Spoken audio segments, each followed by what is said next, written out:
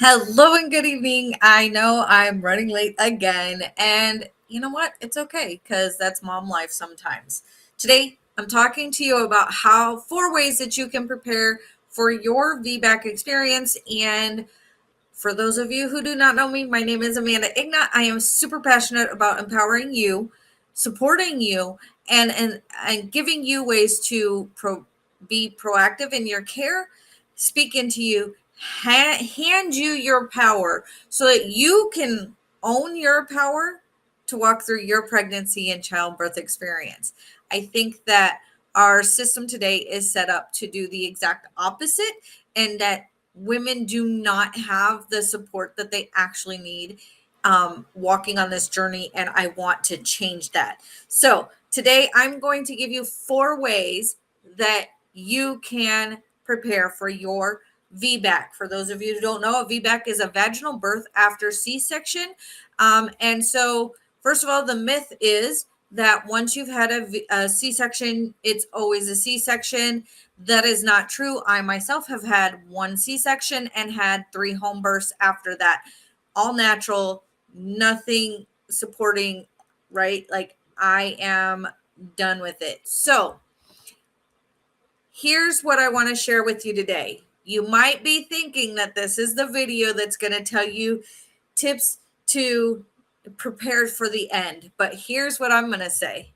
I think far too often we actually focus only on preparing for the end, only preparing for the labor and delivery and the arrival of our baby, right? But I am here to flip that on its head, because I think that our planning and our preparing starts much earlier than that and needs to be a proactive part of our care throughout. So, my first advice to you, or first way that you can prepare for your VBAC, is to decide. You have to decide without a doubt that you want and are going to go after this VBAC with everything you've got.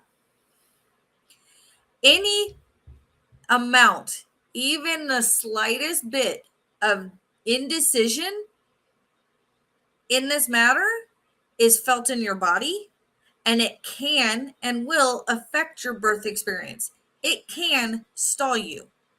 So be absolutely 100% sure that you want this VBAC, because your mindset, your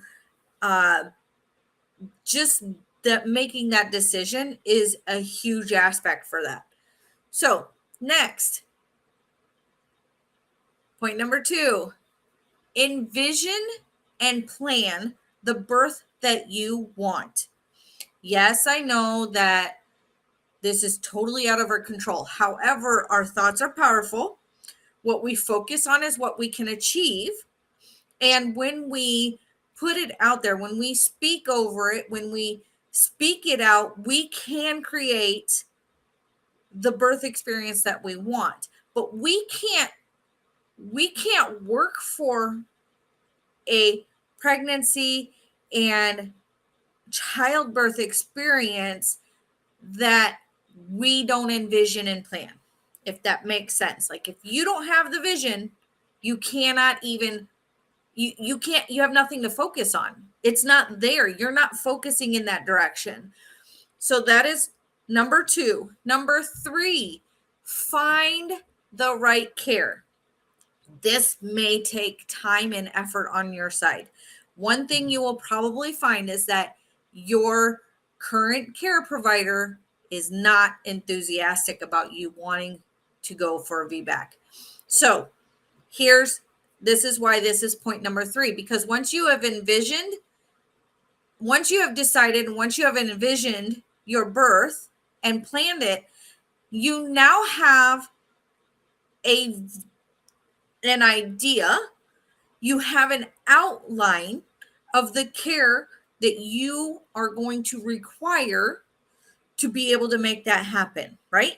You have your outline. This is what you want. This is the support you're going to need to make this over here happen. And when we do that, you now have a clear picture of who you need on your team. Now, you may have to change care providers. You may have to change medical groups. You may have to look at options that you hadn't even considered before, like a home birth or a birth center, or maybe even going unassisted with a birth keeper if that is something that you would feel comfortable with. I myself would be one of those people who is comfortable with that. And my fourth tip to you, so once you have made the decision, you have the desire, you have the plan, and you have the focus, then you find your care, and then you stay active, you take care of yourself, and you stay proactive in your care. You do not allow anybody within your care team to tell you you have to do this, you are required for this. Do not allow anybody to tell you what you have to do, because as soon as you start handing out those little pieces of power, you're giving out your power, and you are limiting your own power in that moment. So you don't want to give that out. You don't want to give that out. You don't want to give anybody power to make decisions for you. You want to be the one making the decisions all the way through your care. Okay? And that means asking a lot of questions. That's why it's so important to do number 3 and find the care that is going to meet your needs for that vision you have. I hope that makes sense. And here's a bonus tip. You probably have heard me say this many times. Your mindset is everything. So protect your mindset all the way through the process. You are not obligated to share your birth plans with anybody. You're not obligated to share with anybody. And when you start to share with people and they start to speak negative or fear into your plans, you have to get good at stopping those conversations. And if you'd like to learn more about that, I did a video on that yesterday. You can find it on YouTube. If you are in my group, I am so happy to have you here, and I really am just honored and blessed to be speaking into you and to be walking on this journey with you. I really hope that you find everything that I share here helpful. And if you're not in my group, you can find us on Facebook at Open-Minded and Empowered Birthing Mamas. And I would love to have you in that space. This is where I do interviews with moms who have had different birth experiences and overcome past traumas to go forward and have the births that they wanted, where they advocated for themselves and they just overcame so much. So if you want more of that, then that's in my group. And tonight I am actually interviewing a first-time mom who had a home birth with a breech presenting baby. So you want to jump on into my group to catch that here in just a little bit at 7:00 p.m. at Central Standard Time. And if you're watching this on YouTube, please click the subscribe button, hit the bell, make sure you get notified when I go live with more information like this for you, so that you can have the empowered birth that you want to have.